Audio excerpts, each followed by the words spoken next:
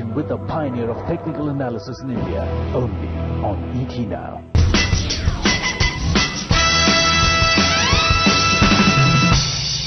Hello and welcome to Talking Technicals, the show that can also be used for stops.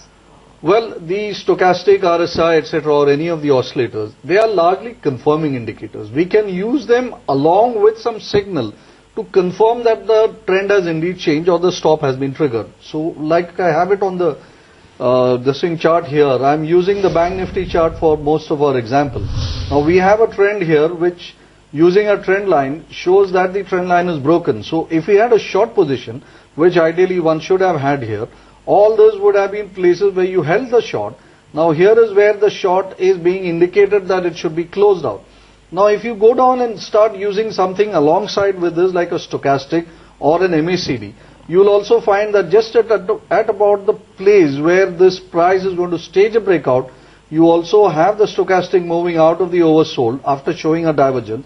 You also have the MACD moving up above into, let's say, the plus area, the positive area. So when you have both these signals, which happen alongside with this, there the indicators can also be thought of as being a signal for a stop. Confirmatory signals. Absolutely. At that level. Okay. Indicators are always confirmatory. They are not the primary signals. Right. You'll have to use some other for primary. Okay, we're running really fast on this one because there are so many ways to set stops. The other one that traders use is what we call the ATR, or the average true range, and this again measures volatility of the stock in question and helps to put up a stop point on the stock. So if there's any unanticipated change in trend for a stock, the ATR will straight away signal that. Is that how it's used, Doc? Well, see, the ATR is basically a measure of volatility. Now, what we are looking at is a change in volatility. So, it's a plot of volatility. Now, we want to be warned that the volatility is increasing. We did it in earlier episodes using Bollinger Bands, etc. But here we can use it in a much more effective way in a stop. So, let me show you on a chart. What you have here on the chart is the price with the ATR plot. Now, it's very clear, just like any other oscillator, the low values of ATR means that let's say the level of volatility is low, and as it increases, what it says is that when the volatility increases in the markets, you need to set larger stops. Otherwise the normal fluctuation of the market itself will clear you out.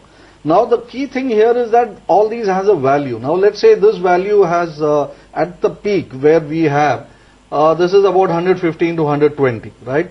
What it says is that the minimum stop or the minimum volatility that you can expect on the daily bar of the Nifty here is about 115 to 120 points. So this can be directly taken as a measure of the value of the stop.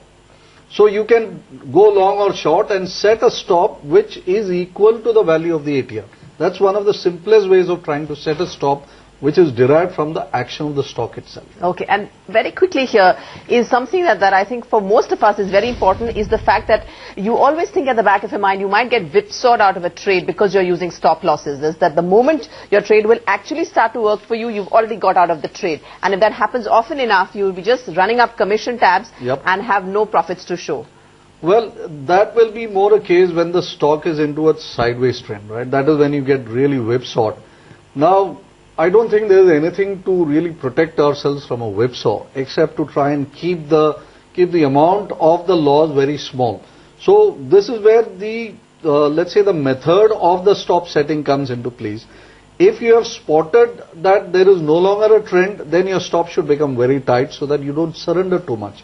If you feel that the market is in a trend, then you can allow for some amount of whipsaw. So you keep your stops a little loose.